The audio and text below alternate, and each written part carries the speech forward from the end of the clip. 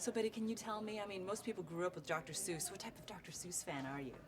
Well, I'm a Dr. Seuss fan, and particularly of the Lorax because it celebrates the environment and nature, which is always my top of the line love. So when I was asked to do the voiceover on this, I was thrilled. It celebrates some of the things that we'd like to pass along to our young people, appreciation of nature. It has a great core message, but at the same time, it has some of the most entertaining characters I've ever seen on screen. Really? And you're one of them. Oh, bless your heart. Thank you. That's a lovely thing.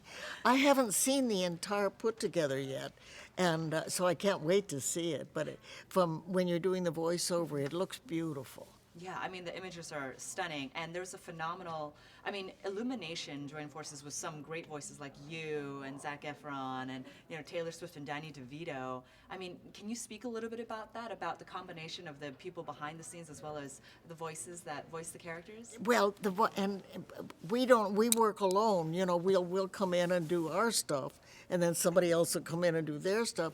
So you don't get that working with those people feeling. So that's why I can't wait to see the movie to see who else was in it.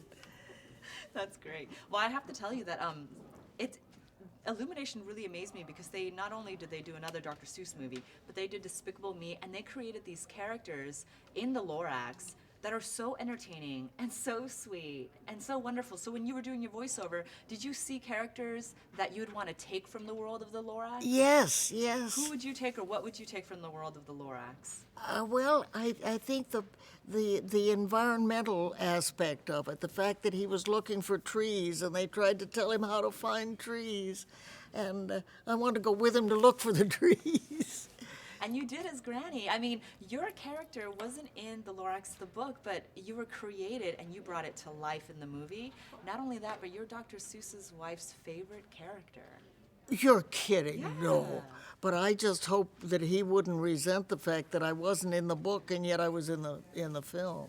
Well, you got the okay from the wife. I think, as Well, women, that we know helps. wives are That a helps. big deal. That pillow talk does whirls. So tell me a little bit about Granny and how she fits into the world of the Lorax. Well, Granny has a mind of her own, and Granny tends to get a little bossy, but it's not often, particularly in animation, that you get an older character who has a life of her own, and because usually they ride around the older people to get to the younger people. So it was fun. It was great fun.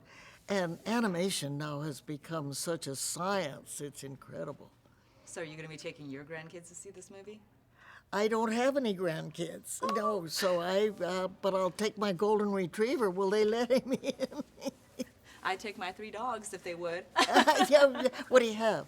I have 3 Chihuahua rescues. They're just mixes. Oh, bless your heart. Thank Kiss you. all the noses. Oh my gosh, love them. Thank you so much, Betty. Thank Absolutely. you.